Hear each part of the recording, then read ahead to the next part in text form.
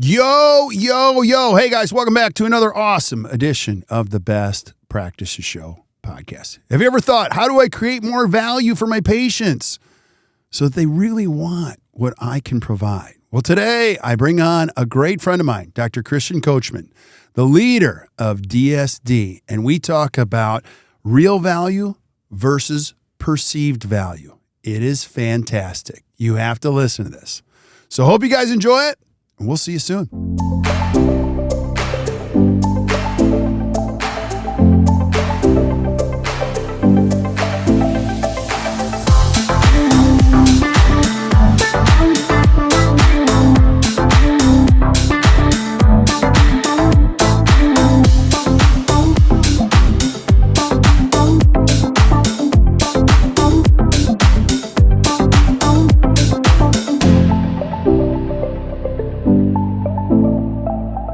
Hey guys, welcome back to the Best Practices Show podcast. You know the jam around here. I get to find the greatest speakers, thinkers, teachers in all of this world of dentistry and bring them to you and share great thoughts to help you create a better practice and a better life. And today, I've got an extra special episode. One of my dear friends, Dr. Christian Coachman, who was just with us recently in Milwaukee for a DSD day, and it was fantastic.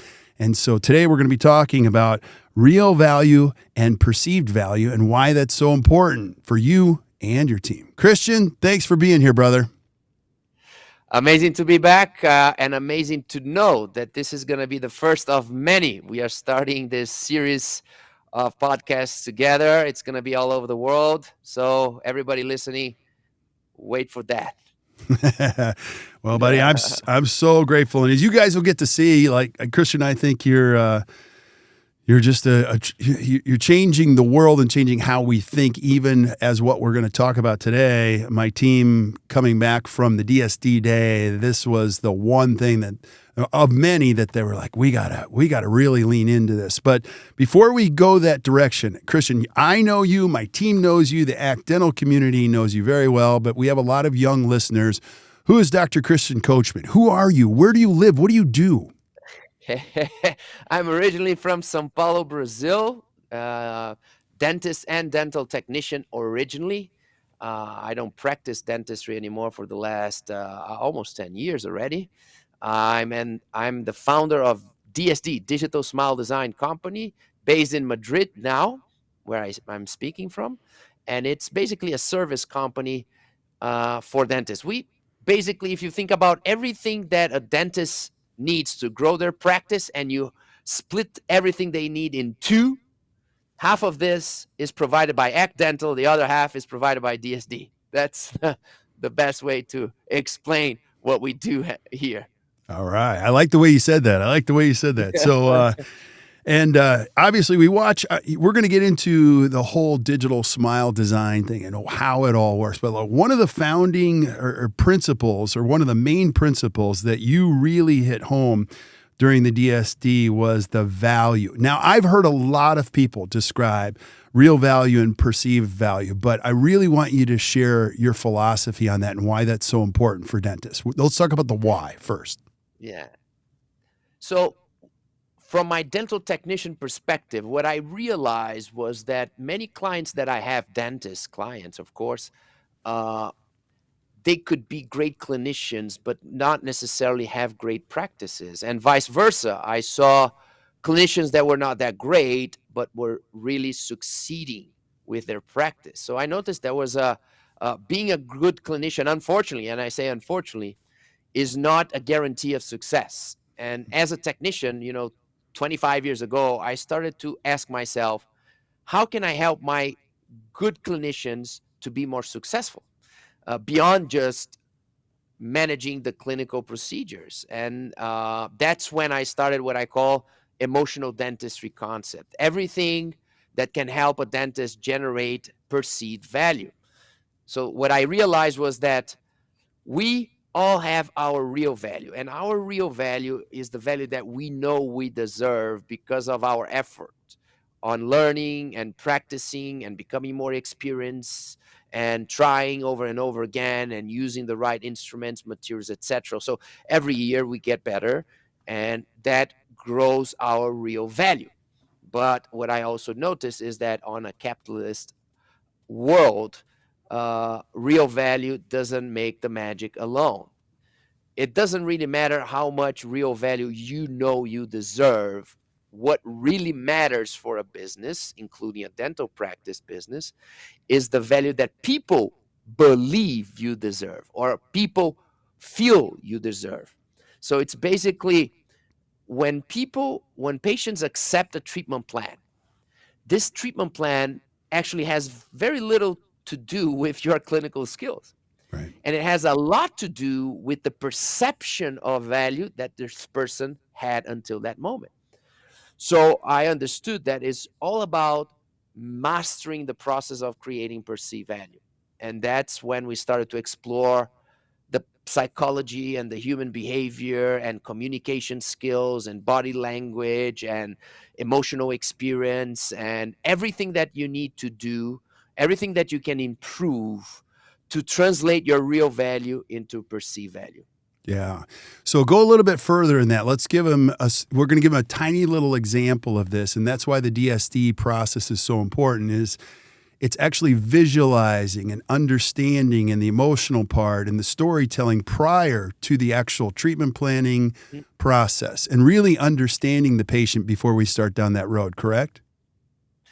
Is what we say. We say, see if you agree with me. People don't buy your treatment. They buy the emotional experience before your treatment. Meaning they make the yes or no decision based on everything that they experienced so far until the moment that you presented the estimate to them. Now, rationally, people think that they are saying yes or no because of your clinical skills. Doctors think that the patient is saying yes or no because of their clinical skills, but in fact, what we see is that the yes or no depends on this emotional experience. Why? Because major decisions in life are emotionally driven, and also because it's very hard for the patient to understand clinical skills even after the treatment. Imagine Right. before the treatment. And other patients, word of mouth happens. And it's also very interesting to notice that word of mouth, even if you're a great clinician, the patient will have a happy patient will have a hard time to explain the clinical technicalities of why you did something well. And the explanation, the word of mouth, will end up being much more on the emotional side, on the experience, on the perceived value generation. So at the end of the day, before, after doing, it doesn't matter. What matters is the perception of value. Right. And the perception of value is not necessarily 100% connected to your real value. So it's an art. Right. Translating your real value into perceived value is an art that needs to bring your team. Your team needs to master this process. The whole non-clinical experience needs to represent this process. Your ambience, your hospitality, your communication skills, your body language, the the the the quality of your team in terms of behavior as well. And these things, unfortunately, and I repeat the word unfortunately here, are usually even more important than the quality of the treatment for at least the short-term success. Yeah. And you pointed out something very important. It's the power of story. Human beings cannot ignore the power of story. You illustrated, I mean, Steve Jobs is a wonderful. Share the story of Steve Jobs and why his storytelling on that one day changed the whole Mhm. world. So yes, Steve Jobs has a quote that is more or less like this. He says that the most powerful people in the world are the storytellers because they generate change. So when I listen to the quote like this, he's saying that it's actually not the doers that are changing the world. The people that are actually doing something. Before them, you need the storyteller creating the inspiration, and they are the ones at the end that are making people embrace the change, right? So every great project, every great practice needs a very good storyteller. And what I usually tell in the course is, every time I'm presenting a treatment plan, I like to imagine that I can be like Steve Jobs. I want to be the Steve Mm. Jobs of treatment planning presentation. And I use the combination, I if I could hire the perfect treatment planning presenter to my practice, I would like to hire the combination between John Coyce and Steve Jobs. If you can mix these two people into one and make one person out of it, if that was possible. So when I'm practicing and when I'm training myself to present treatments in a more effective way to generate perceived value, I want to imagine that I'm taking the best out of these two individuals and creating this one perfect treatment plan presentation. Yeah. And I'll share some secrets that you even shared in DST Day. Like, you really get prepared for this. You shared, like, even in the shower in the morning, you're thinking about like how you're going to communicate, even with your wife and with your team and with the patients today. So I think making that important and making sure that does come across with the right energy and connection. Can you share a little bit more about that? Yeah. Look, we know that idealistically, philosophically, what really matters is our internal value, right? Uh, but the shortcut to succeed is to learn how to transmit this value. Mhm. When, if we can every day invest a few minutes to try to imagine our day tomorrow, try to forecast, try to predict the key moments of tomorrow, just the day tomorrow, right? It can be a normal day, but maybe you have an important discussion with your assistant. Maybe you're going to have to cover an important topic with your son. Maybe you're going to have to talk about a complex topic with your wife. Maybe you're going to have to interview somebody. Maybe you have a patient that is a little tougher than the average patient. And that's going to happen tomorrow. So you have the chance to prepare for these moments. And you invest a few minutes. And I mentioned the shower, right? Because I like to do this exercise on the shower.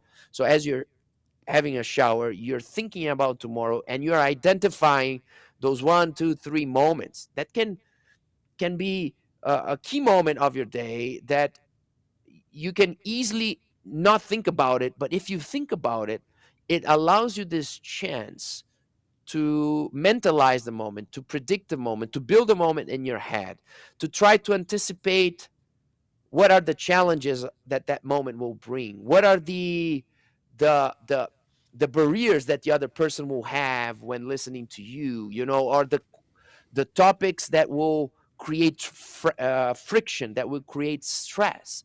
If you put a little bit of energy, you can almost anticipate most of the issues that you're going to have on the key moments of your day tomorrow. And by anticipating this, you can build a strategy in advance. And building a strategy in advance is basically building the communication process to create value in your words, to create the perception of value. So Right. it's not about you knowing that you're right, you knowing that you have the answer, but it's you putting yourself on the other person's shoes and trying to understand how to make that person at least respect a little bit more what you're going to say. And my goal is never to convince everybody. It's not about convincing everybody. I think it's about increasing the chances of people respecting a little bit more what you're saying, even if they don't agree with it. Say, Christian, I actually don't agree with you, but the way you're putting this and the way you're explaining yourself makes me think, and I'm at least respecting what you're saying. And that makes a huge difference. And for me, this is the shortcut to achieve your goals. This is the shortcut to build projects. This is the shortcut to grow. This is a shortcut to empower partnerships and collaborations. This is the shortcut to empower staff members. This is the shortcut to avoid problems, communication, and stress. Yeah. I love it. I love it. I think one of the things we probably have to make super clear, it isn't about you being overly dynamic all the time and telling great stories. It's a combination of both. We have to learn the patient's story, and we also have to be able to tell stories. Is that correct? Because I really believe your ability as a clinician, as a team, to learn the story, because everybody does something because of a story. Even data has to tell a Yeah. story. Even a Yeah. building has to tell a story. Even a practice has to tell a story. Wouldn't you agree? Look, Kirk, we've been talking about AI, not in dentistry, in life in general, for many, many years. And why suddenly, a few months ago, boom, Chat GPT and things like this. I was thinking about it. And in my non-specialist AI humble opinion, I just had a aha moment for me. And why a tool like Chat GPT is so disruptive is because it's not only about information. Chat GPT tells stories, Yeah. answer you through story. It's actually a very well written answer. If you ask AI in the past, you could search on Google, I want to find this, and Google will give you the links and the topics and the explanations there in a very direct way, but not transforming that information in actually a beautiful paragraph. Chat GPT creates an answer that looks like a human. Why? Because it looks like there's somebody thinking and putting a story together. That's why I think this is so disruptive. That's why everybody's feeling so threatened that suddenly say AI is gonna substitute us because suddenly AI is telling stories Yeah. about the information. Yeah.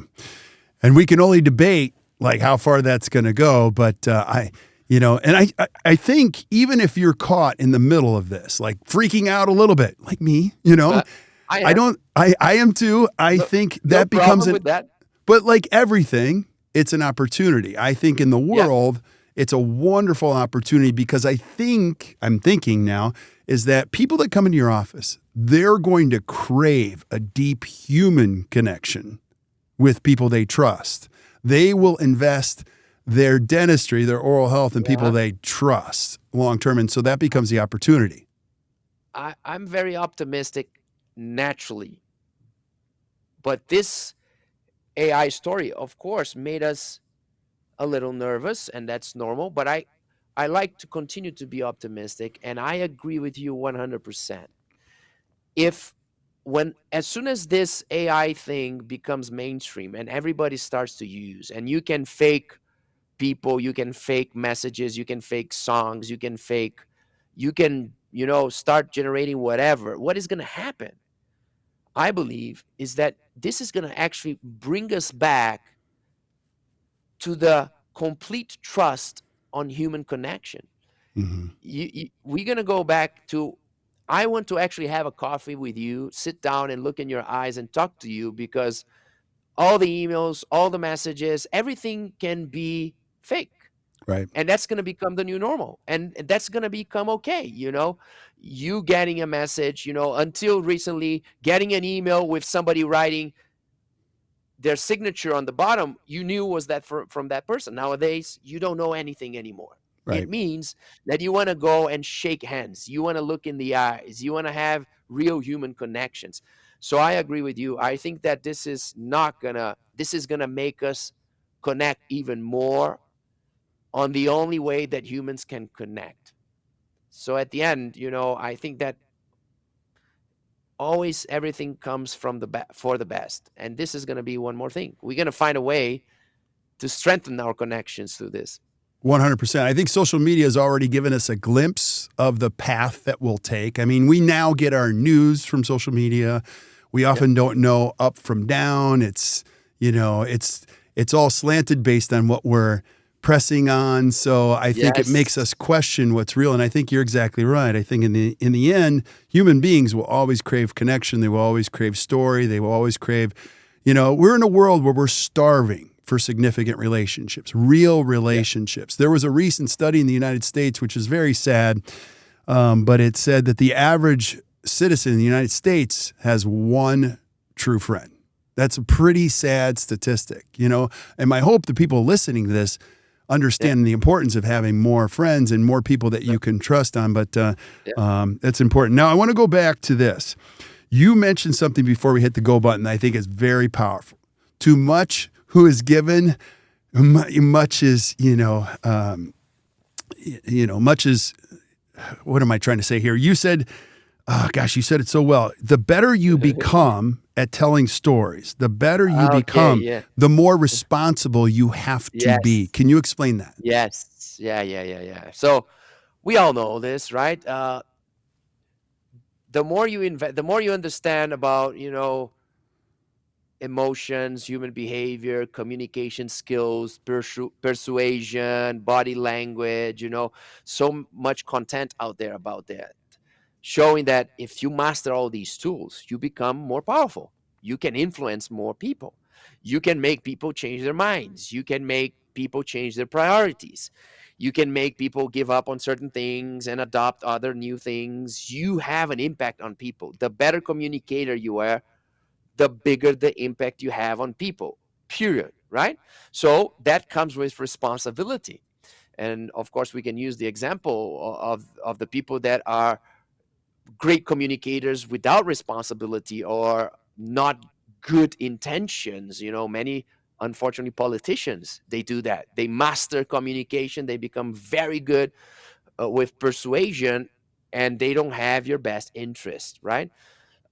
So I believe that to make myself comfortable with investing in communication skills, to make myself ethically supported, I need to always remind myself that every little thing that I learn about how to communicate better makes my job harder in terms of being more responsible for everything I say and everything I do. Um, that there's a saying, something like that on the book, The Little Prince, that says something like that. The more you captivate people, the more you fascinate people, the more responsible for them you are. And that's so beautiful, when you make somebody like you a little bit more, when you make somebody admire you a little bit more, you are a little bit more responsible for that person, and you need to take that very seriously. And if you have that in mind, that really makes you think more and more about your behavior, your attitude, and everything you do towards that person, Yeah. because you already brought that person to your side. You made that person like you a little bit more, and this is something that I like to always remind myself, because when people say, Christian, you are a good communicator, I immediately try to think about that. Okay, if I'm a better communicator, I need to be even more careful about people and about what I say to people and about the influence that I have on people. Yeah.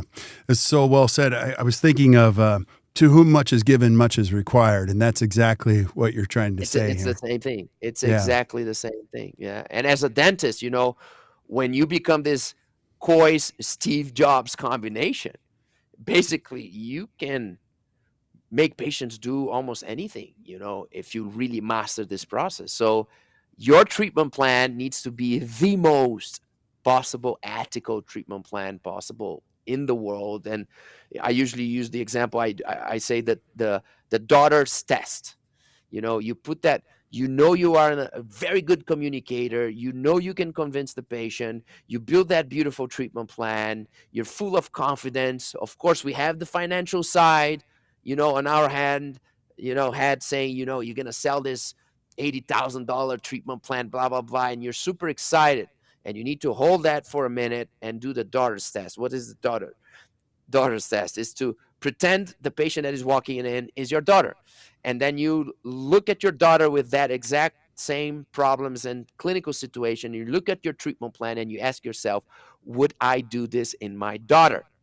And if you exit it, if you're not 100% sure, don't use your communication skills to convince the patient. Right. I love it. I love it. One of the beautiful things about what you're doing is in the past, dentists doing a lot of restorative dentistry or complex restorative dentistry were selling the invisible. So, creating relationships. But a lot of it is, it's invisible for patients. They don't see it. you, with the storytelling concept and what DSD, you are now taking the invisible and you're making it visible. Can you talk about that? I mean, we're gonna save, so listeners in Yeah. the future, we're gonna talk about asynchronous communication. We're not gonna go in there today, but like you Yeah. actually said you should never use a Facebook again. And I'm like, whoa, I don't Yeah. think I've ever heard that in a course. So talk about taking the invisible and making it visible for dentists, even through the use of a So, phone. yeah. Let's say we could define what makes patients say yes, right? If we could dissect the yes and divide the yes into pieces and say, 70% of the yes comes from here, 30% comes from there, et cetera, et cetera.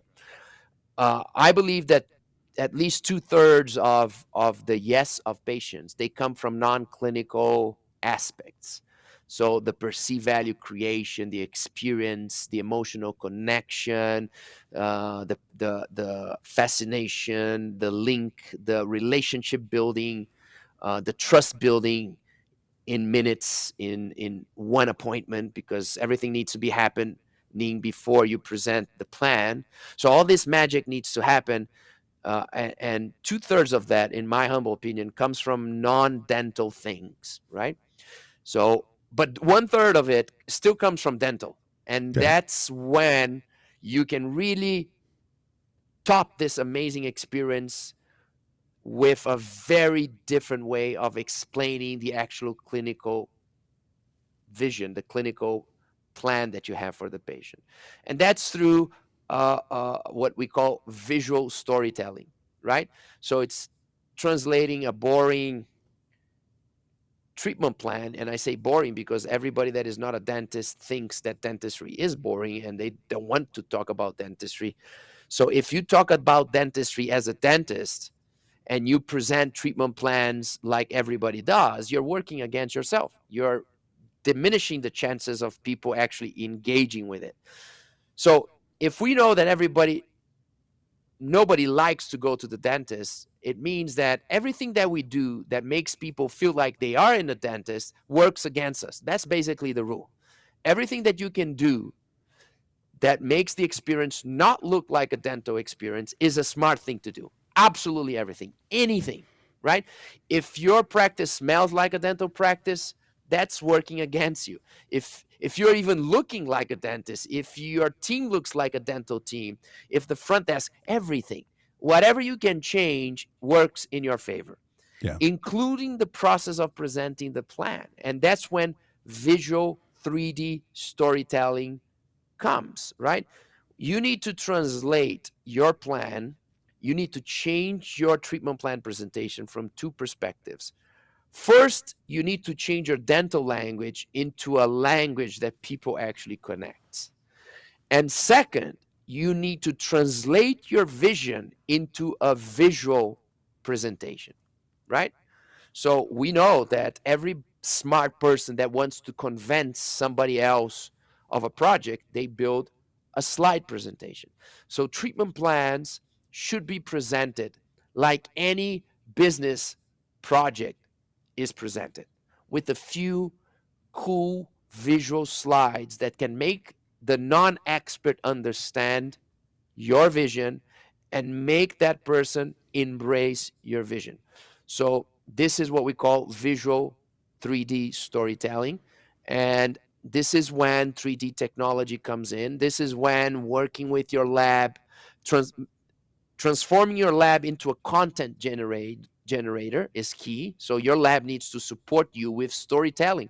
Your lab needs to support you with images to allow you to tell a cool story. So you need to learn how to ask the right images to your lab because they have the software, they have the technology, not you. Right. It Right. makes no sense for you to do it. Yeah, and we'll get into this in future episodes, but your ability to overlay the images of the face with the CBCT and then by the use of just the toggle button to make them, fade in and out and see how they fit That's an together example. is transformative. That's an example of visual 3D storytelling. Let's say you want to tell the patient that their chin is too back because the bone behind is not supporting. And you show the face in 3D and you have the CBCT behind and you put transparency on the facial image and you show the position of the bone and the thickness of the bone, and you trace some lines, you draw over the picture, then you overlap the intraoral picture with the X-ray and the CBCT and the ideal design and the 3D simulation of the ortho simulation. So everything needs to be visual. Yeah. That's completely directly related to the first question you asked, perceived value generate. I would say that this is 1/3 of the magic. So 2/3 of the magic is the non-clinical connection value, perceived value generation. 1/3 is the visual clinical 3D perceived value generation. Okay, we could easily turn this into a 3-hour episode because I have so many questions I want to ask you now. And we'll just tell you guys, and I'll tell you, obviously, I've been to a lot of CE. It was pretty fun. Christian, in the middle of the course, showed a model from Elvis. And we'll get into that later, but you were able to, transform a lot of people. And it was through the power of a story. It wasn't so much the dentistry, it was a story. We'll come back to that, but there's so much here that we can cover. I want you to, a couple things. So my team got to see you tell the story of DSD. So if you've never heard DSD, this is not just some brilliant guy who created this concept. It's the story of how DSD came together. I mean, you actually had intimate knowledge and worked with, Team Atlanta. You were the lead ceramist. So you're not some guy who took a whole bunch of courses and decided to do this. Can you tell a little bit of the story of DSD and then your vision for the future? So the whole thing started exactly from this dual perspective, as a dentist, but also a dental technician. Even though I graduated from dentistry, I decided to stay working as a dental technician, and that allowed me to work with some of the best dentists in the world. This relationship, oops. I'm still here. You still there? I'm here. Can you see me? Yeah. So the relationship between dentist and technician allowed me to start exploring the things that I thought could help this relationship to grow. And because this relationship grows, the whole business grows. So I was able to divide the challenges into 3 groups. The first challenge, we needed to make more comprehensive decisions through collective intelligence. And we needed to develop systems for that. Second, we needed to execute procedures in a more controlled, guided way, performance principles, right? 3, we needed to understand how patients generate value.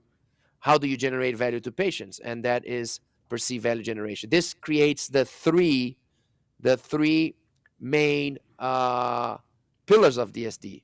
That is emotional dentistry, comprehensive dentistry, and guided dentistry.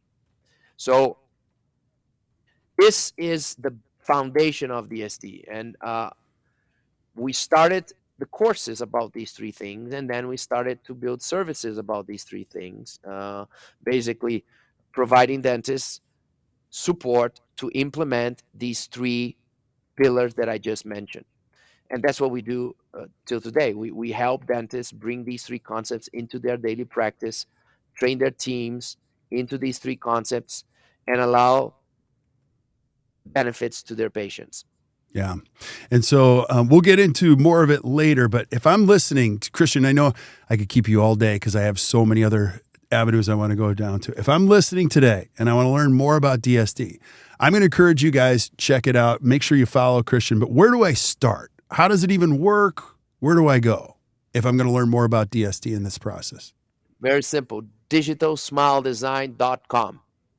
That's it. Our landing page is very self-explanatory, and actually the website is designed with storytelling in a way that really drives you through this journey in the website to really understand what is DSD and how DSD can help you. Yeah. So I'm going to encourage you guys to check it out. If you're not taking notes, don't worry. We're taking notes for you. You can flip up to the notes in the podcast, and you'll see links directly to what Christian has mentioned, where you can find out more and you can check it out. So Christian, thank you so much for being on. Any last thoughts you have about, real value and perceived value? I think that, as I mentioned, the shortcut to success is understanding how to translate your real value into perceived value. But the definition of success is very tricky. The success that we are telling here is the exterior success, is the business success, is the professional success. And we talk about professional success because it's very important. You cannot deny that succeeding in the world is important.